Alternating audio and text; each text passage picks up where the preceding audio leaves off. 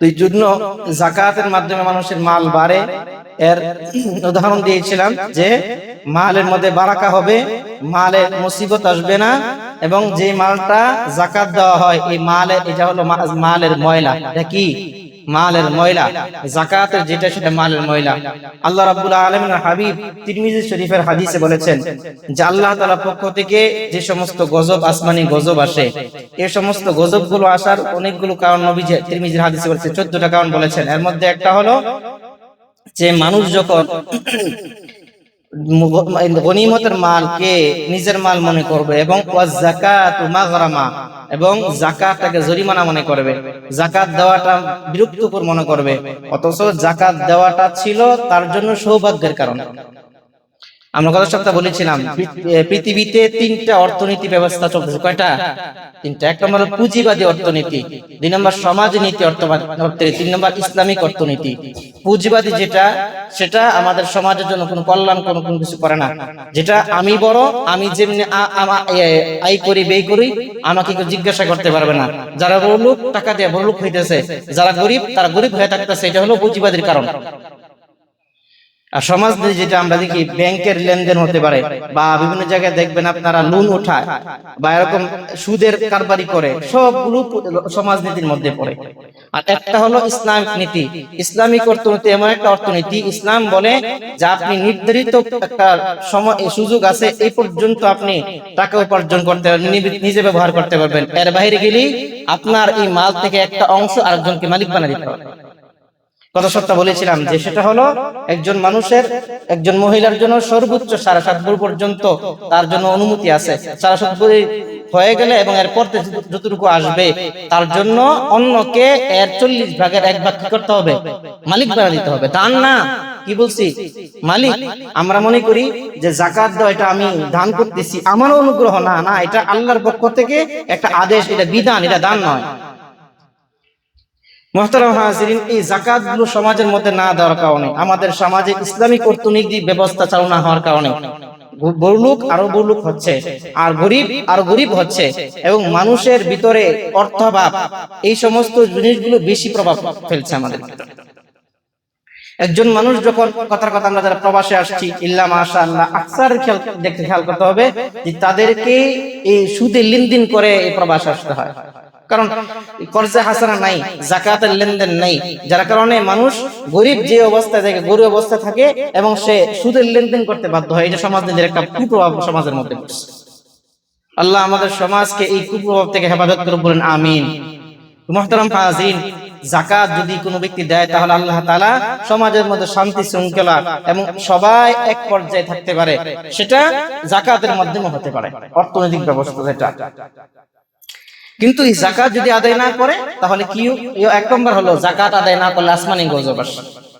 আসমানি গজবের যাকাত না দিলে, নবীজি সাল্লাল্লাহু আলাইহি ওয়াসাল্লাম হাদিসের মধ্যে এরকম ভাবে একাধিক হাদিসে বলেছেন যে তোমাদের ভিতরে যদি যাকাত যখন বন্ধ হয়ে যাবে, যাকাত দেওয়া যখন বন্ধ হয়ে যাবে, তখন আল্লাহ তাআলা এমন দুর্ভিক্ষ দিবেন যে দুর্ভিক্ষ তোমরাও দেখো নাই, তোমাদের পূর্ববর্তী কোন জাতিও দেখে নাই। গেছে না এমন দুর্ভিক্ষ? গেছে কিনা? এই জন্য মুহতারাম হাজির, যাকাতের ব্যবস্থা আমাদের সমাজকে অনেক গজব থেকে বাঁচায় রাখে।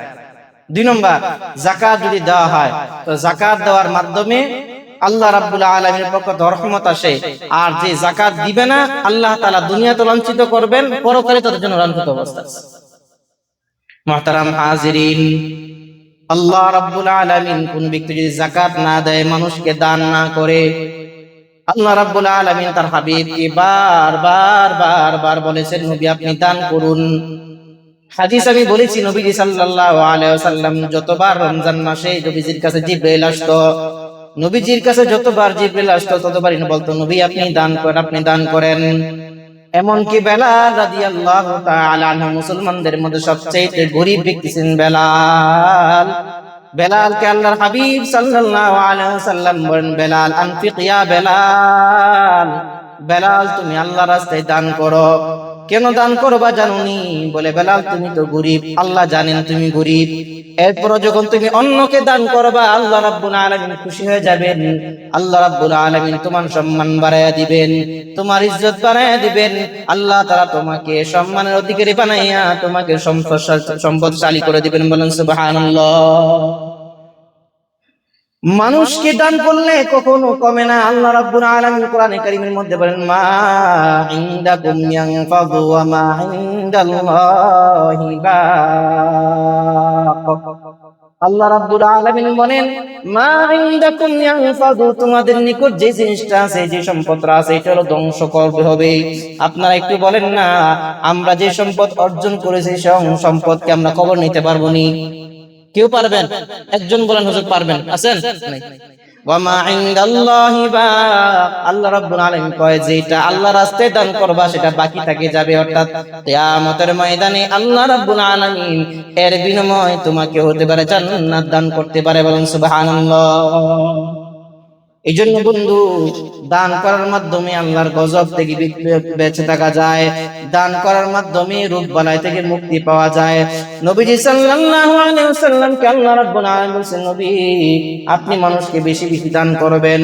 নবীজি বলেছেন, সাহাবায়ে কেরাম জানুনি সবচেয়ে দানশীল কে ব্যক্তি? নবীজি জিজ্ঞাসা করা হইল, নবীজি সাহাবায়ে কেরামকে জিজ্ঞাসা করলেন, সাহাবায়ে কেরাম বললেন, আল্লাহু আ'লামু ওয়া রাসূলুহু, নবী আমরা জানি না, আল্লাহ আল্লাহর রাসূল ভালো জানেন।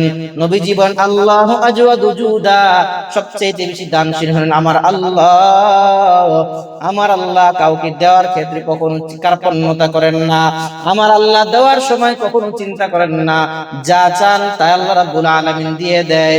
2 নম্বর হলো তুম্মা আনা মিন বানি আদম, নবী জীবনের পর হলো বনি আদমের মধ্যে সবচেয়ে দানশীল আমি নবী মুহাম্মদুর রাসূলুল্লাহ সাল্লাল্লাহু আলাইহি ওয়াসাল্লাম। নবীজি কয় সবচেয়ে বেশি দান করেছি আমি মুহাম্মদুর রাসূলুল্লাহ। বলেন সুবহানাল্লাহ। আমার নবীর ঘরে খাবার নাই, আমার নবীর ঘরে খাবার নাই। যদি কখনো এমন অবস্থা হয়েছে খাবার নাই, এরপর একজন ব্যক্তি আসছে তার কাছে, নবীজি যদি পারছে দিছে, না পারলে যার কাছে গেলে সে পাবে তার ঠিকানা দেখায় দিছে। কারণ হলো নবীজির কাছে কোনো ব্যক্তি এমন হয় নাই নবীজির কাছে গিয়েছে চেয়েছে নবী দেয় না, এমন নয়। বরং নবীজির কাছে নিজের পরিধানের কাপড় পর্যন্ত খুলে নবীজি আরেকজনকে দান করে দিয়েছেন। সুবহানাল্লাহ বলেন। আমরা তো নিজের পরিধান কাপড় দূরের কথা কিনে দিব, এটাও সস্তা দামে কিনে দেয়। যাকাতের কাপড় কি কন? যাকাতের কাপড় 200-250 টাকা লুঙ্গি, হ্যাঁ, এগুলো পাওয়া যায় দোকানের মধ্যে লেখা যাকাতের কাপড় পাওয়া যায়। নাউজুবিল্লাহ মিন যালিক, যাকাত আদায় হবে না, মনে রাখবেন। যদি হিসাব করতে বলছি না, হিসাব করে না দিলে আপনার যাকাত আদায় হবে না। 5 লক্ষ টাকা দান করেন, আপনার যাকাত আছে 5,000, কথার কথা। আপনি হিসাব ছাড়া 5 লক্ষ টাকা দান করছেন, যাকাত হবে না। মুফতি সাহেবের কাছে জিজ্ঞাসা করবেন, আপনার যাকাত আসছে কত? 5,000, আপনি দিয়েছেন হিসাব ছাড়া দিয়েছেন 1 লক্ষ, আপনার যাকাত আদায় হবে। কিন্তু আপনি 5,000 এর জায়গায় 5,000 দিয়েছেন, হিসাব করে দিয়েছেন, এটা আদায় হবে। এজন্য যাকাত এটা কোনো আন্তাজি বিষয় নয়, এটা একটা হুকুম, একটা বিধান। বুঝে আসছে কিনা ভাই? মুহতারাম হাজিরিন, আমাদের সমাজে মানুষ মনে করে যে আমাদের সম্পদ আমাকে বাঁচায় ফেলবে, আমাদের সম্পদ আমাকে রক্ষা করবে। দুনিয়ার জগতে দেখা যায় বড় বড় দুর্নীতিবাজরা, বড় বড় ব্যক্তিরা টাকার মাধ্যমে খালাস পেয়ে যায়। টাকা দিলে তাদের পক্ষে অনেক সময় রায় চলে আসে, টাকা দিলে তাদের পক্ষে মামলা উল্টা হয়ে যায়, হয় কি হয় না? দুনিয়ার জমিনের মানুষ চিন্তা করে আমার যদি টাকা থাকে তাহলে সে টাকা দিয়ে আমি বেঁচে যাব। আল্লাহ কয় না না না, কিয়ামতের ময়দানে আল্লাহ রাব্বুল আলামিন যাদেরকে ধরবেন তাদেরকে একটা ধরার কারণ হলো আল্লাহ রাব্বুল আলামিন যখন একদল জাহান্নামীকে জাহান্নামে নিয়ে যাবেন, তখন তাদেরকে জিজ্ঞাসা করবেন, মা সালাকাকুম ফি সাকার, এই জাহান্নামীরা তোমরা কেন জাহান্নামে, সাকার নামক জাহান্নামে আসছো? তারা বলবে আমাদের 2টা দোষ ছিল। 1 নম্বর, ক্বালু নামলাকু মিনাল মুসাল্লিন, আমরা নামাজি ছিলাম না, আমরা নামাজ পড়তাম না। ওয়ালাম নাকু নুতইমুল মিসকিন, এবং আমরা গরিবকে খাওয়াইতাম না, মিসকিনকে খাওয়াইতাম না, সব নিজের পকেটে ঢুকাইতাম। মানুষ চাইলে তখন আমাদের মুখ কালো হয়ে যেত। অনেক মানুষ আছে, মানুষের চাইলে তখন এত কষ্ট করে এগুলো সংরক্ষণ করছি, এত কিছু কামাই করছি, কামাই তোমার জন্য করছি নাকি? কারুন করছিল এমন কাজ।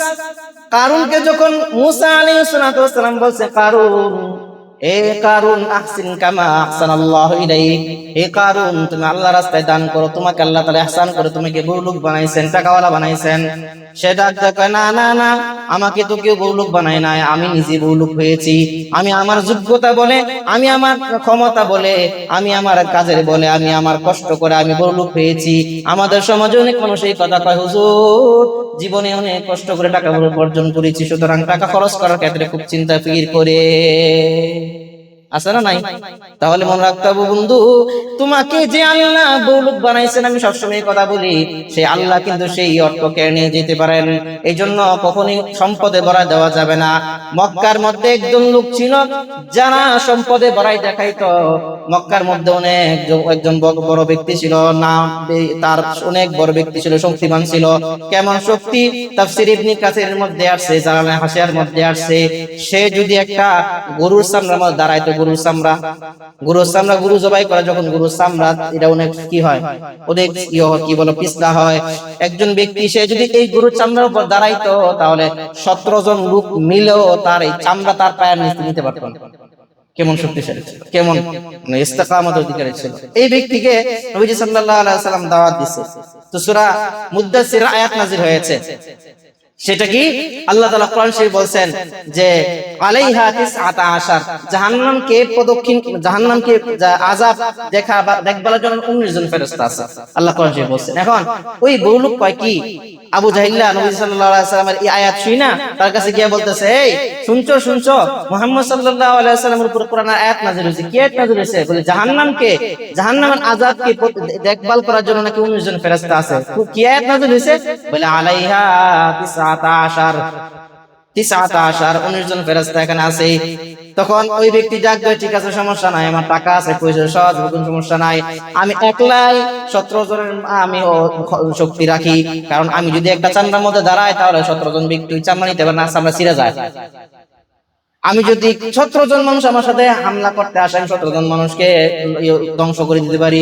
আমার সাথে 17 জন মানুষ পারে না, 17 জন মানুষের শক্তি আমার কাছে আছে। এখন একটা কাজ করো, তোমাদের মধ্যে কে আসো, 2 জন যুবক থাকবা, যে 2 জন যুবক আমার পক্ষে থাকবা।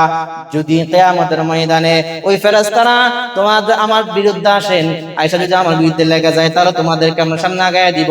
17 জন মানুষ আমি একলা, আর 2 জন যুবক লাগবে, 2 জন যুবক আর আমি একলা, 17 জন মিলা ওই জাহান্নামের ফেরেশতাদেরকে পদায়িত করে ফেলবো। বলেন নাউজুবিল্লাহ।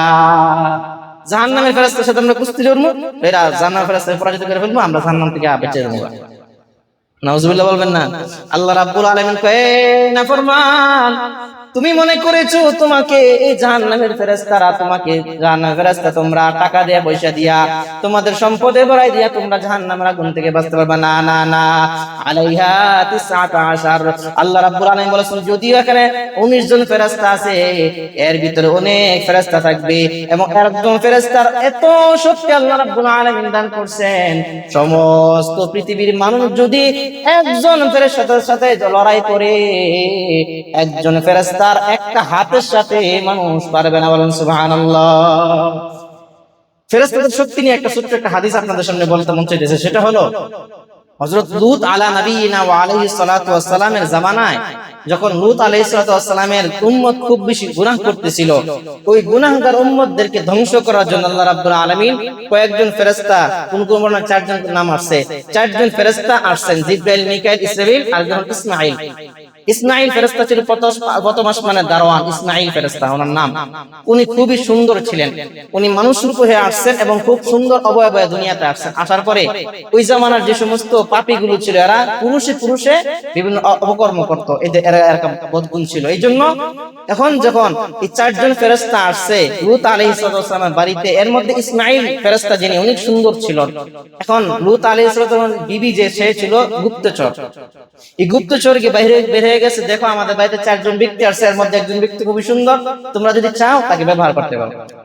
নাউজুবিল্লাহ বলেন। মুহতারাম হাজিরিন, লূত আলাইহিস সালাতু ওয়াস সালাম তো জেনে ফেলেছেন, তার বিবি মানুষের কাছে গিয়ে বলে ফেলেছে যে আমার বাড়িতে মেহমান আসছে 4 জন, এর মধ্যে একজন খুবই সুন্দর। তারা সবাই তেরা আসতে চায়, বলতেছে লূত তোমার বাড়িতে নাকি 4 জন লোক আসছে, এর মধ্যে একজন খুব সুন্দর আসছে, তাকে আমাদের সামনে দিয়ে দাও। লূত আলাইহিস সালাম তাদের কাছে হাতে পায়ে ধরলো, ভাই তোমরা মেহেরবানি করে তাদের উপরে আক্রমণ করে, তারা মেহমান, তারা আমার মেহমান, মেহমানকে অপমানিত করবা না। বলে না লূত, আমরা তো মেহমান চাই না, আমরা চাই মানুষ। এই কথাগুলো বলার পর লূত আলাইহিস সালাম বলো, দেখো আমার বাড়িতে আমার মেয়েরা আছে, প্রয়োজন আমার মেয়েদেরকে তোমাদের জন্য বিবাহ দিব, তোমরা মেয়েদেরকে যা ইচ্ছা করো। বিবাহ করার পরে তোমরা আমার এই মেহমানদের সাথে অপমানিত কাজ করিও না। এই কথাগুলো বলার পর ওই যে পিছনের ঘরে 4 জন ফেরেশতা বসে আছেন, তাদের মধ্যে একজন এসে বলতেছে, লূত কি হয়েছে আপনি বলেন। বলে দেখেন না, এরা আপনার উপর আক্রমণ করতে চাইতেছে। ইসমাঈল ডাক দিয়ে কয়, লূত টেনশন করবা না, আল্লাহ তাআলা যে ক্ষমতা আমাদেরকে দিয়েছেন সেই ক্ষমতা একটু তাদেরকে দেখায় দিব, টেনশন করবেন না, তাদেরকে আসতে দেন। লূত আলাইহিস সালাম তারপরও মনের মধ্যে মন খারাপ করে তিনি চলে গেলেন। এক পর্যায়ে তারা কয়েকজন লোক ক্ষমতা দেখাইয়া আস্তে আস্তে লূত আলাইহিস সালামের ঘরের মধ্যে প্রবেশ করলো এবং ওই যে ফেরেশতা ইসমাঈল ফেরেশতার সামনে গিয়ে দাঁড়ায় গেল। ইসমাঈল, তোমাকে এখন আমরা ব্যবহার করব। এই কথাগুলো বলার পর ইসমাঈল ফেরেশতা ডাক দাও, কি ব্যবহার করবো? বলে আমরা দুনিয়ার মধ্যে যা করি তা করব। ইসমাঈল কি করেছেন, ওনার আঙ্গুল দিয়া তার এই জায়গার মধ্যে একটু কুচা দিয়েছেন। তাফসীরে কিতাবের মধ্যে আসছে, কুচা দেওয়ার সাথে তার মাথাটা এরকম নাটিমের মতো ঘুরা আরম্ভ হয়েছে। বলেন সুবহানাল্লাহ। এটা বাইঙ্গা লাঠির মতো ঘুরা আরম্ভ হয়েছে। সবাই থেকে কি অবস্থা, এদিকে মা লাঠির মতো ঘুরতেছে, ঘটনা কি? সবগুলো পালায় চলে গেছে। একজন ফেরেশতা শাহাদাত আঙ্গুলে একটু টাচ যদি তার এরকম অবস্থা হইতে পারে, আপনারা বলেন না আমরা কি কোনোদিন জাহান্নামের ফেরেশতার সাথে লড়াই করতে পারবো নি? এই জন্য আল্লাহ কয়, সাবধান, ক্ষমতার বড়াই দেখাইয়া তোমরা ফেরেশতার সাথে লড়তে পারবে না। আল্লাহ তাআলা এমন শক্তি দিয়ে তাদেরকে বানাইছেন। শুধু তাই নয়, আল্লাহ রাব্বুল আলামিন বলেন, সমাজের মধ্যে কিছু মানুষ এমন আছে, টাকা গনে বারবার টাকা গনে আর জমা করে। আল্লাযী জামা মালাহু আদ্দাদা। সমাজে কিছু মানুষ আছে যারা নিজেদের মাল নিজেরা বক্ষণ করে এবং খায় এবং মানুষকে দেয় না, জমা করে, শুধু জমা করে। কেন জমা করে? ওয়াদ্দাদাহু, এবং তারা গণনা করে একটু পরে পরে, আমার অমুক ব্যাংকে কত লাখ টাকা আছে, অমুক জায়গায় কত লাখ টাকা আছে, অমুক জায়গায় কত লাখ টাকা আছে, শুধু টাকা গনে। সমাজে আছে না এমন? আল্লাহ কয়, আল্লাযী জামা মালাহু আদ্দাদা। কিছু মানুষ এমন আছে মাল জমা করে এবং বারবার গনে। আল্লাহ রাব্বুল আলামিন বলেন তাদের অবস্থা কি জানো?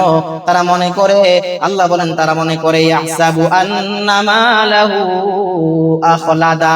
তারা মনে করে তাদের এই সম্পদটা তাদেরকে জাহান্নাম থেকে বাঁচায় দিবে, গজব থেকে বাঁচায় দিবে, বিভিন্ন খারাপ জায়গা থেকে বাঁচায় দিবে। আল্লাহ কয়, না না, কাল্লা লায়ুমবাদান্না ফিল হুকামা। কখনোই নয়। তাদের যে অপরাধ, দান না করা যে একটা অপরাধ তারা করেছে, যাকাত না দিয়ে তারা যে অপরাধ করেছে, এর কারণে তাদের এই অপরাধী তাদেরকে জাহান্নামে, হুতামা নামক জাহান্নামের মধ্যে প্রবেশ করায় দেবে। বলেন নাউযুবিল্লাহ। এই জন্য বন্ধু, দান করলে আপনার সম্মান বাড়ায় দিবেন আল্লাহ, আর দান না করলে আপনাকে ইজ্জতি করবেন, বেইজ্জতি করবেন আল্লাহ। দান করলে আপনার সম্মান বাড়ায় দিবেন, রিজিক বাড়ায় দিবেন, সম্পদ বাড়ায় দিবেন আল্লাহ। আর দান না করলে মনে রাখবেন সেই সম্পদ কেড়ে নেওয়ার মালিক কে। এই জন্য আমরা যেন আমাদের সম্পদের উপর খুব বেশি ইস্তেকামত না হয়ে যায়, ভরসাশীল হয়ে না যায়।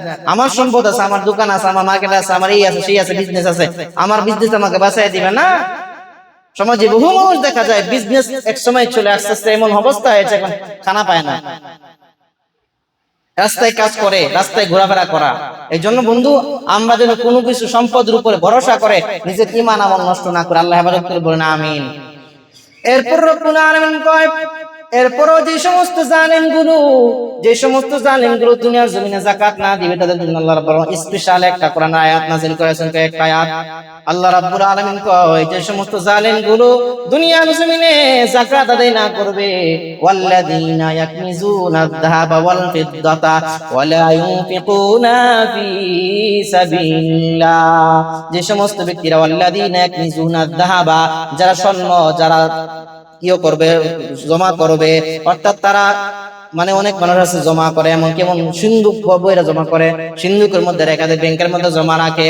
ওয়াদ-দাহাবা ওয়াল ফিদ্দা, এবং যারা রূপাকে এরকম ভাবে আবদ্ধ করে রাখবে, আল্লাহ রাব্বুল আলামিন কয়, ওয়াল্লাযীনা ইয়াকনিজুনা আয-যাহাবা ওয়াল ফিদ্দাতা ওয়া লা ইউনফিকুনা ফি সাবিলিল্লাহ, তারা আল্লাহর রাস্তায় দান না করবে।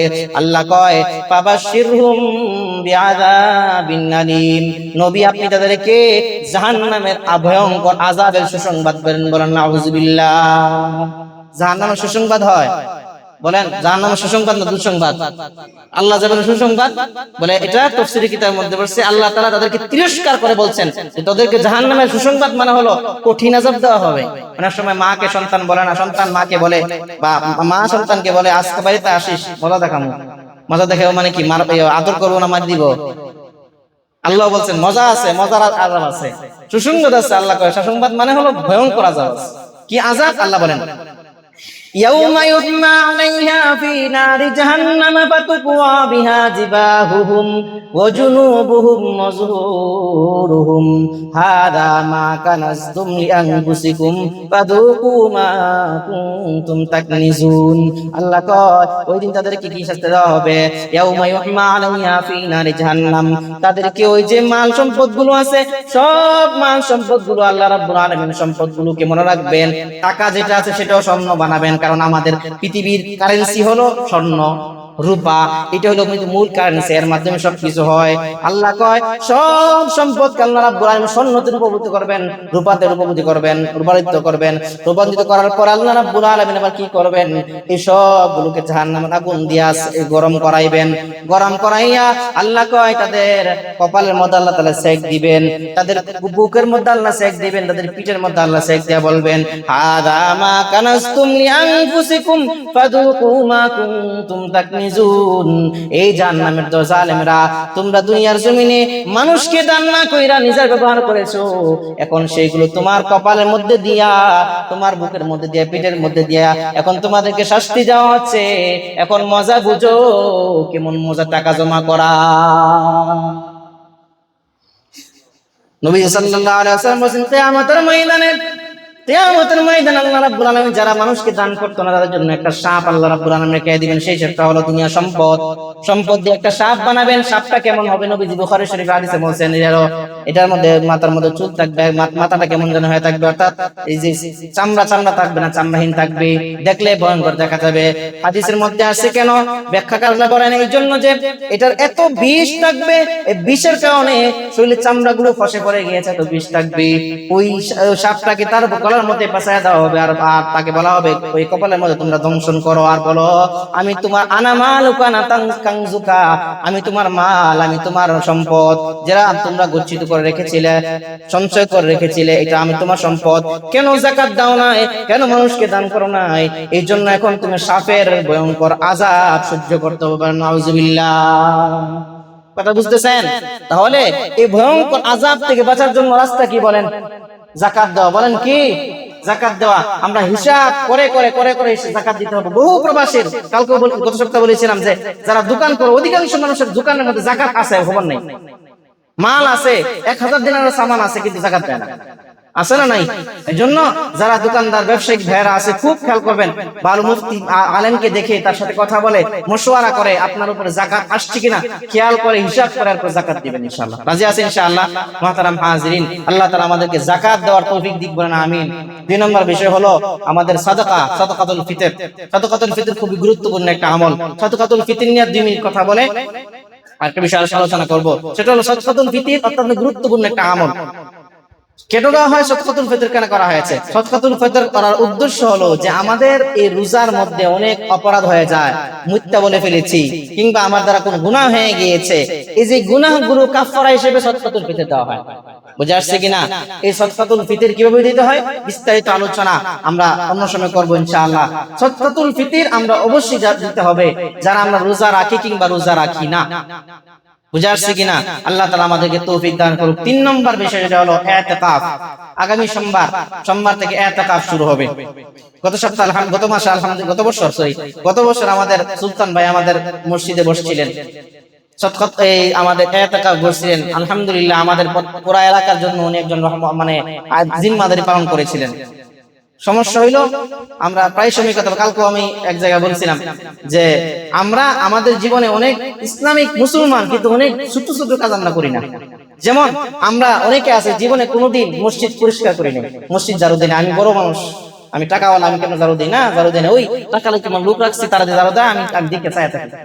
বড় মাঝে মধ্যে আপনিও যারা দিবেন, মাঝে মধ্যে আপনি মুখ কিনা মারেন, আমরা এটা করি না। 2 নম্বর, আমরা সাধারণত ইতিকাফ বসতে চাই না। এমন বহুবার মানুষ পাওয়া যাবে যে হজ করছি, বড় হজ, ছোট হজ, একাধিকবার করছি, উমরা করছি, বারবার উমরা করেছি, আল্লাহ তৌফিক দিয়েছেন, কিন্তু এ পর্যন্ত ইতিকাফ করতে পারিনি। নবীজি সাল্লাল্লাহু আলাইহি ওয়াসাল্লাম একবার মদিনায় প্রত্যেক বছর যতদিন পর্যন্ত ইতিকাফ আসছে, 1 বছরের জন্য, মৃত্যুর আগ পর্যন্ত নবী 1 বছরের জন্য সারা দেন নাই। গুরুত্বপূর্ণ নবীজির আমলটা আমরা ছেড়ে দিয়েছি। আম্মাজানরা খুব গুরুত্ব দেন এটার মধ্যে, কিন্তু আমরা এই ইতিকাফে নাই। এই জন্য বন্ধু, আমরা যাদের সুযোগ আছে ইতিকাফ করার চেষ্টা করবো। গত বছর আমাদের সুলতান ভাই ছিলেন, আলহামদুলিল্লাহ। এই বছর যাদের সুযোগ আছে, আমি আবেদন করব, উনি একজন একা থাকবেন ঠিক আছে, কিন্তু আরেকজন থাকলে আর বেশি ভালো হয়। এই জন্য আমার মুসল্লি ভাইদেরকে অনুরোধ করব, যারা পারেন, সুযোগ আছে, 1 দিন 2 দিন 3 দিন 5 দিন চেষ্টা করবেন, ইনশাআল্লাহ 10 দিন পারলে আরো বেশি ভালো। আগামী সোমবার থেকে শুরু হবে। যারা পারেন ইনশাআল্লাহ ইতিকাফ করবেন। ইতিকাফের অনেক ফজিলত আছে, এর মধ্যে একটা ফজিলত হলো যে ইতিকাফ করে তাকে আল্লাহ তাআলা মহব্বত করেন। আশরাফী থানভী রাহমাতুল্লাহ আলাইহি বলেন, যে ব্যক্তি ইতিকাফ করে তাকে কেমন মহব্বত করে জানো? বলে তাকে তো আল্লাহ তাআলা সবে কদর পাওয়ায় দেন। 2 নম্বর হলো সে আল্লাহ তাআলা পেয়ারা হয়ে যায়। কেমন পেয়ারা হয়ে যায়? সেই জন্য রব্বুল আলামিনের কাছে গিয়া কয়, আল্লাহ আমি আপনার নেক বান্দা, ওগো রব্বুল আলামিন, রমজান শুরু হয়ে গেল, 10 দিন চলে গেল, আপনার ক্ষমা পাইছি কিনা আমি জানি না। আয় আল্লাহ 20 দিন চলে গেল, আপনার ক্ষমা পাইছি কিনা জানি না। এই জন্য আপনার ঘরের মধ্যে চলে আসলাম, আপনার বাড়িতে চলে আসলাম। যতক্ষণ মাফ না করবেন আমি ঘর থেকে বের হবো না, মেহেরবানি করে মাফ করে দেন। যে ব্যক্তি হক আদায় করে সুন্দরভাবে ইতিকাফের হক আদায় করে ইতিকাফ গুলো করবে, আল্লাহ রাব্বুল আলামিন ঈদের দিন সকাল আল্লাহ রাব্বুল আলামিন তাকে বেগুনাহ মাসুম বানায়া ঘরের মধ্যে ফিরিয়ে আনবেন। বলেন সুবহানাল্লাহ। ওই ব্যক্তি যেন বলে, আল্লাহ আমি দুনিয়া ছেড়ে দিলাম, আমার ব্যবসা ছেড়ে দিলাম, আমার বাণিজ্য ছেড়ে দিলাম, আমার বিবি ছেড়ে দিলাম, আমার সন্তান ছেড়ে দিলাম, আমার পরিবার ছেড়ে দিলাম, আমি দুনিয়ার সব সম্পর্ক বিচ্ছেদ কইরা আপনার দিকে চলে আসছি, আমার কেউ নাই আপনি ছাড়া, আল্লাহ মেহেরবানি করে আপনি আমাকে কবুল করে নেন।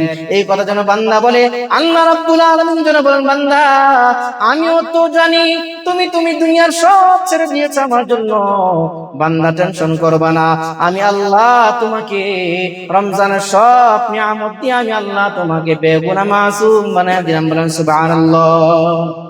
এই জন্য বন্ধু, ইতিকাফ এত গুরুত্বপূর্ণ আমল, আমরা ব্যস্ততার কারণে করতে পারি না। চেষ্টা করব জীবনে একবার হলে ইতিকাফ করার জন্য। রাজি আছি? ইতিকাফ করি না এমন বহু মানুষ আছে এখানে, 90% লোক পাওয়া যাবে যে ইতিকাফ করি না জীবনে একবারও। আমি করিনি, আপনারা কি করেন? আল্লাহ যেন আমাকে তৌফিক দিক, বলেন আমিন। আপনাদেরকে তৌফিক দিক, বলেন আমিন। আল্লাহ তাআলা সবাইকে যেন ইতিকাফ করার তৌফিক দেয়। 3 নম্বর, আমরা অনেক সময় আযান দিতে চাই না মসজিদে। আযান দিতে চাই না, আমরা অনেক সময় আযান দিতে চাই না। জীবনে এখানে যারা আছে, জীবনে একবার একদিন আযান দিয়েছে কিনা সন্দেহ আছে।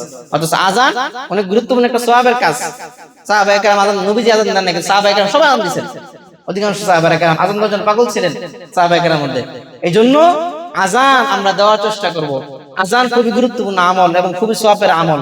তো আমি 3টা কথা বললাম। 1 নম্বর হলো আমাদের ভিতরে মসজিদ সাফার আমাদের আমল খুব কম, আমরা জীবনে একবার হলো মসজিদ সাফা করব। 2 নম্বর, আমরা ইতিকাফ করার ক্ষেত্রে আমরা অনেক পিছানো, আমরা ইতিকাফ করার চেষ্টা করব। 3 নম্বর হলো আমরা আযান এগুলো দেই না, মসজিদের সম্পর্ক আমরা রাখি না।